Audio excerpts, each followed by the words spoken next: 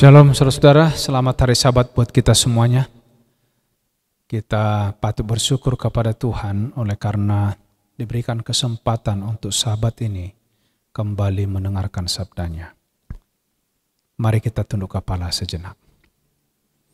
Bapa di sorga, hati kami sedang terbentang untuk menerima firman-Mu. Urapi kami, berikan pemahaman, kuasai pikiran dan hati kami, terlebih hamba-Mu yang menyampaikan layakan, supaya firman yang kami dengarkan hari ini betul-betul menguatkan kami, menyucikan kami, dan terlebih mempersiapkan bagi kedatangan Tuhan yang kedua kali. Dalam nama Yesus kami berdoa dan mengucap syukur. Amin. Saudaraku yang kasih dalam Tuhan, satu minggu berlalu, itu artinya satu minggu kesempatan kita berkurang menjelang hari Tuhan. Tetapi satu minggu lebih dekat kepada kedatangan Tuhan. Pernahkah kita menyadari bahwa sesungguhnya kita ini adalah orang pilihan yang dipilih oleh Allah untuk diselamatkan? Banyak yang terpanggil, sedikit yang terpilih. Dan saya rindu saudara dan saya adalah umat pilihan karena Allah sendiri yang berkata. Itulah sebabnya tetaplah setia. Di dalam 1 Tesalonika 5 ayat 23, firman Tuhan. Semoga Allah damai sejahtera menguduskan kamu seluruhnya. Dan semoga roh, jiwa, dan tubuhmu terpelihara sempurna dengan tidak bercacat pada kedatangan Yesus Kristus Tuhan kita. Saudara-saudara, ini adalah merupakan satu peringatan kepada saudara dan saya, mengingatkan kita betapa pentingnya hidup yang terpelihara sempurna di hadapan Tuhan menjelang hari kedatangannya. Karena tadi kita ini adalah umat pilihan. 2 Tesalonika pasal 2 ayat 13 firman Tuhan berkata, Allah dari mulanya telah memilih kamu untuk diselamatkan dalam roh yang menguduskan kamu dan dalam kebenaran yang kamu percayai. Jadi dari mula Allah telah memilih saudara dan saya. Saudaraku yang kasih, umat pilihan memiliki tujuan dan komitmen. Bukan sekadar dipilih. Yang pertama adalah supaya tetap setia beribadah. Bagaimana supaya kita didapati tidak bercacat sampai Tuhan datang? Yang pertama kita harus setia beribadah. Yosua 24:15, inilah kata-kata Yosua kepada orang Israel yang tidak setia pada waktu itu. Kitab Yosua pasal 24 ayat 15. Dengan tegas di sini Yosua membuat pilihan. Tetapi jika kamu anggap tidak baik untuk beribadah kepada Tuhan, pilihlah pada hari ini kepada siapa kamu akan beribadah. Allah yang kepadanya nenek moyangmu beribadah di seberang sungai Efrat, atau Allah orang Amori yang negerinya kamu diami ini. Tetapi aku dan seisi rumahku, kami akan beribadah kepada Tuhan. Saudara-saudaraku yang kasih dalam Tuhan, ini adalah satu tekad, komitmen, tujuan yang harus dimiliki oleh umat Tuhan pada zaman akhir ini. Bukan sekedar beriman, bukan sekedar percaya, tetapi ada satu tekad yang kuat.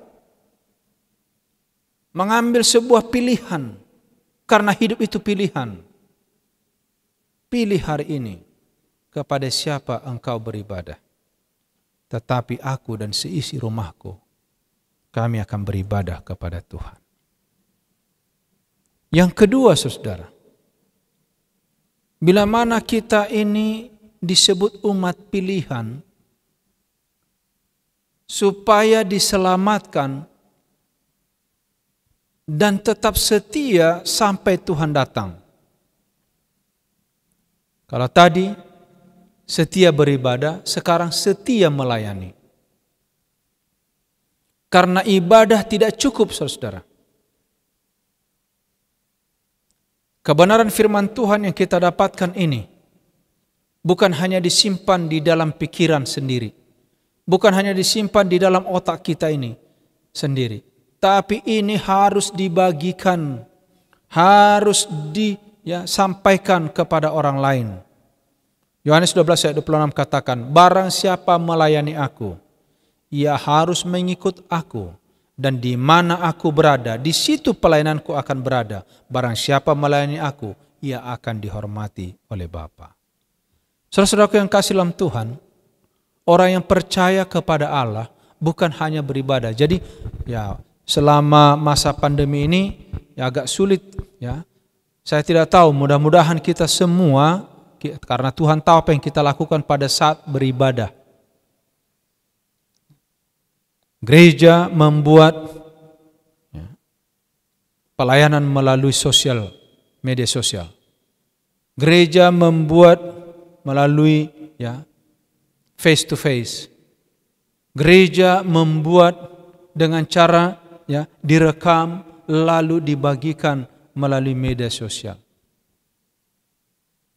Saudara yang kasih, harapan saya, kerinduan saya, kita tetap beribadah kepada Tuhan, tetapi bukan hanya beribadah, kita juga harus tetap melayani.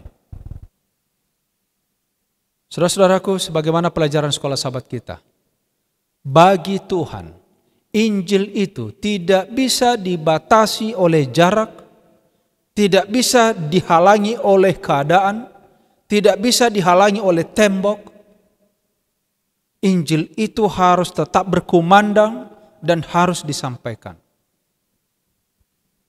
Pelayanan justru di masa seperti sekarang ini sangat dibutuhkan dan dinantikan oleh banyak orang. Saudara-saudara, mari kita melayani. Karena ada banyak macam cara kita melayani. Perhatian kita kepada orang lain, belas kasihan kita, kepedulian kita. Apakah itu melalui bantuan tenaga, bantuan pikiran, bantuan materi. Demikian juga dengan firman Tuhan. Itu semua kalau kita lakukan, saudaraku, sesuai kemampuan kita. Tidak ada yang sia-sia.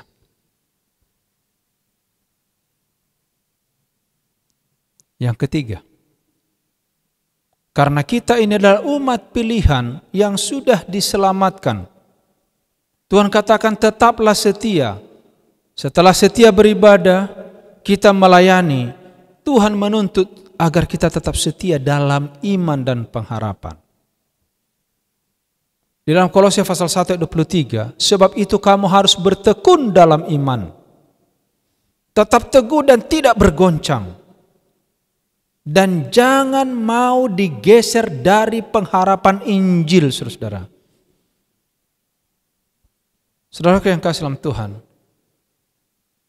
karena saya seorang pelayan, saya mengajar, saya juga memberikan perhatian untuk pelatihan. Tapi saya melihat efeknya tidak begitu besar. Oleh karena apa? Tidak mudah sekarang orang menerima kebenaran. Tidak mudah orang sekarang ini untuk dibangkitkan semangat mereka. Sulit, saudara.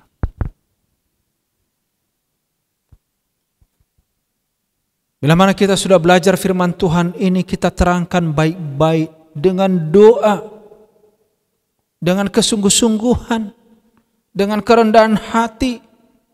Mengerti Pak Pendeta. Tahu artinya. Jelas Pak Pendeta. Tapi pada waktu mengambil keputusan, saudara-saudara, tidak gampang. Orang tahu hari Sabat itu adalah hasil tulisan daripada jari Allah sendiri. Dan kalau tidak memelihara hari Sabat, itu adalah pelanggaran kepada hukum Allah. Dan pelanggaran kepada hukum Allah itu adalah dosa yang membawa kepada maut, saudara-saudara. Tapi pada waktu kita sudah mengatakan, ambil keputusan, ikut Tuhan, sucikan hari Sabat. Begitu sulit orang menyucikan Sabat, saudara. Berbagai dalih dibuat. Percaya kepada firman Tuhan? Percaya, pendeta. Tahukah bahwa 10 hukum itu dalam 2 loh batu itu adalah hasil tulisan jari Allah sendiri? Bahkan pada waktu Musa memecahkannya oleh karena kesal melihat bangsa Israel setelah dia turun dari bukit Sinai, apa Tuhan katakan? Musa, pahat lagi batu seperti itu, sama seperti itu, bawa ke bukit Sinai.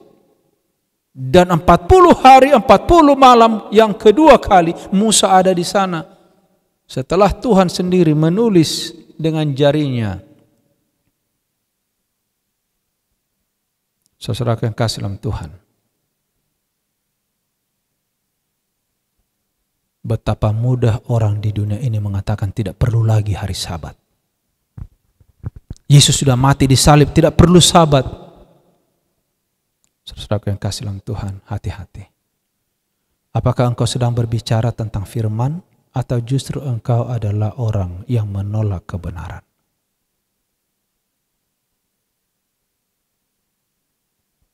Makanya tadi dikatakan di sini, engkau harus bertekun dalam iman dan jangan mau digeser dari pengharapan Injil. Saudaraku yang kasih dalam Tuhan, baca baik-baik kembali di rumah nanti Kolose pasal 1 ayat 23. Karena pekabaran ini tidak boleh disembunyikan. Banyak orang mau memiliki keselamatan itu, bahkan dikatakan mereka berusaha untuk mendapatkannya dengan penuh sesak. Tapi hanya sedikit orang yang dapat melaluinya. Karena bukan sekedar teori, bukan sekedar percaya. Tetapi saudaraku, ini adalah berdasarkan iman yang kokoh kepada firman. Bukan sekedar ajaran. Saudara-saudaraku yang keempat adalah setia dalam persekutuan. Filemon pasal 1 ayat 6. Dan aku berdoa agar persekutuanmu di dalam iman turut mengerjakan pengetahuan akan yang baik di antara kita untuk Kristus. Saudara-saudaraku yang kasih dalam Tuhan, masa pandemi ini bisa merusak hubungan kita, persekutuan kita satu dengan yang lain. Sudah mulai renggang. Kita dipisah oleh jarak. Tetapi harusnya tidak, saudara.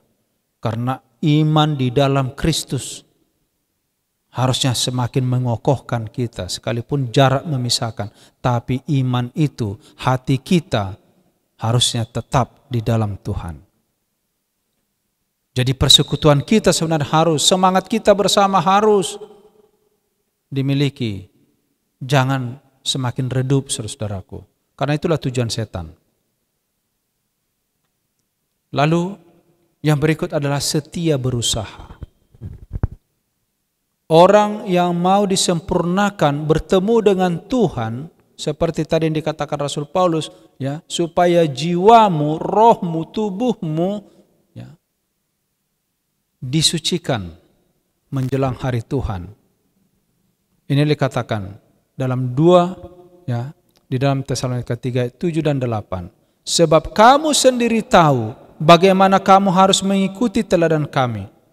Karena kami tidak lalai bekerja di antara kamu, tidak makan roti orang dengan percuma, tapi kami berusaha dan berjerih payah siang malam supaya tidak menjadi beban bagi siapapun di antara kamu. Saudaraku, umat-umat Tuhan yang saya kasih dalam Tuhan, ya, ada satu sifat yang harus kita buang di atas dunia ini, adalah menggantungkan diri kepada orang lain. Saudara-saudara, mari kita kerja keras, berusaha. Jangan mau makan di atas kemalasan. Jangan mau makan di atas, ya, artinya, ya, kemampuan ataupun usaha orang lain. Betapa bersukacita kalau bisa kita makan oleh karena, ya, hasil jerih lelah kita sendiri. Saudaraku yang kasih dalam Tuhan, ya, itu sebabnya saya rindu kepada kita pada saat ini. Mari kita imani firman Tuhan ini. Ya. Dalam 2 Tesalonika 3 ayat 7 dan 8 tadi.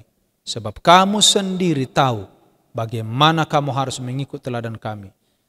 Kami tidak lalai bekerja, tidak makan roti orang dengan percuma, tapi berusaha berjerih payah siang malam supaya tidak menjadi beban bagi siapapun di antara kamu. Saudara yang kasih dalam Tuhan, ayat inti kita tadi, semoga Allah damai sejahtera menguduskan kamu seluruhnya. Semoga roh, jiwa dan tubuhmu terpelihara sempurna tidak bercacat kepada kedatangan Kristus Tuhan kita. Dengan cara bagaimana tadi? Ada 5 kesetiaan yang dituntut dari saudara dan dari saya. Mari kita setia beribadah, mari kita setia melayani, mari kita setia dalam iman dan pengharapan, mari kita setia dalam persekutuan, kerjasama di dalam gereja, di dalam tubuh Kristus, menjaga persatuan, menjauhkan perselisihan, segala kritikan, perdebatan yang hanya membuahkan percekcokan. Dan yang kelima, biarlah kita menjadi orang yang setia dalam bekerja. Tidak mau makan kemalasan, hasil kemalasan. Tapi karena perjuangan, sehingga kita bisa bermegah atas kerja keras kita sendiri, atas usaha kita bersama dengan Tuhan. Semoga dengan firman Tuhan pada sabat ini menolong saudara dan saya. Kita akan bertemu dengan Tuhan. Oleh karena jiwa, roh, dan tubuh kita terpelihara sempurna. Karena kita tetap setia bersama dengan Tuhan. Tuhan memberkati kita. Mari kita bersatu dalam doa. Bapa di sorga, Bapa yang penuh kasih. Terima kasih berkat Tuhan yang luar biasa kami rasakan sepanjang sabat ini. Firman-Mu yang kami sudah dengarkan Tuhan, urapi. Biarlah hati kami menjadi tanah yang lembut, yang dapat ditaburi dengan firman Tuhan, bertumbuh dan berbuah melalui kehidupan kami. Biarlah kami menjadi orang yang setia, oleh karena kami sudah dipilih oleh Tuhan dari semula untuk diselamatkan. Setia dalam peribadatan. Kami setia di dalam iman dan pengharapan. Kami setia di dalam pelayanan. Kami setia di dalam persekutuan. Kami setia di dalam menantikan kedatangan Tuhan, di mana kami semuanya satu dengan yang lain akan saling menguatkan, saling percaya di hadapan Tuhan. Oh Bapa, biarlah kiranya firman-Mu yang kami sudah dengarkan pada saat ini dapat menolong kami untuk bertemu dengan Tuhan. Angkat tangan-Mu yang penuh pengasihan kepada kami semuanya. Kiranya Tuhan memberkati dan melindungi kami. Tuhan menyinari kami dengan wajah-Mu dan memberikan kasih karunia. Tuhan menghadapkan wajah-Mu kepada kami dan memberikan damai sejahtera. Kasih karunia Tuhan Yesus, kasih Allah Bapa, persekutuan Roh Kudus, menyertai kami dari sekarang sampai selama-lamanya. Dalam nama Yesus kami sambut berkat-Mu. Amin.